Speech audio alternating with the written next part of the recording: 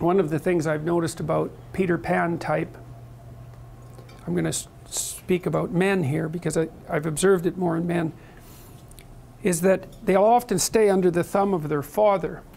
And you think, well, why would someone do that? Because it means they're subject to the tyrannical judgment of their father. They're always concerned about what their father would think or whether their father approves of them, and so forth. And you think, well, that's got to be an unpleasant place to be. Why would you do that?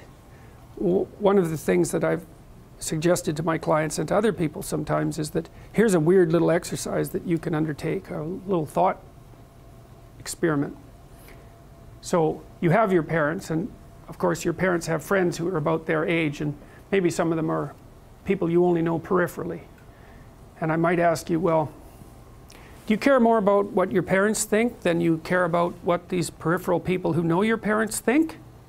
And then the answer to that is, well, of course. And then the question that arises out of that is, why? I mean, for someone else, your parents are the peripheral people, and their parents are central. Like, why is it logical that your parents' opinion makes any more difference to you than the opinion of some randomly selected people who are approximately that age? Why is it the case that you would consider that they would know more than someone else? I mean, I know they know you better, and fair enough, but that's not the point.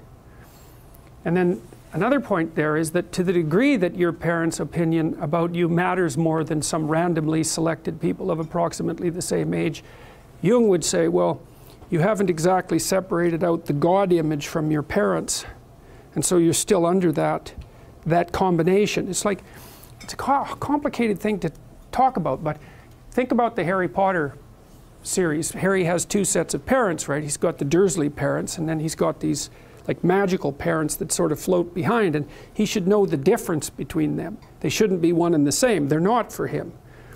And it's like, well, you have your parents and you have nature and culture as parents, and you shouldn't be thinking that your parents are nature and culture as well. They shouldn't have final dominion over you. It means that you're not an individual yet if that's the case. Freud said, for example, that no one could be a man unless his father had died. And Jung said, yes, but that death can take place symbolically. Okay, so there's that part of the idea. And then another part of the idea is, one of the times in your life when you actually realize that you're an individual is when you'll go and ask your parents something and you'll realize they actually don't know any more about what you should do than you do. And that sucks. And that's partly why people are often willing to maintain a tyrant-slave relationship with their father. It's like, on the one hand, you have to be inferior in a relationship like that. You know, you've always got the judge watching you. But on the other hand, there's always someone who knows what to do.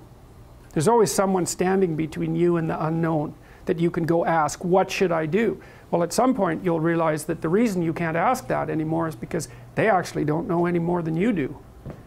And then that's a pain. Like that is a symbolic death. And that's also when you establish a more individual relationship with your parents. It's at that point that you could conceivably start taking care of them instead of the reverse. And that's a time that should come. But you have to let that image of perfection go.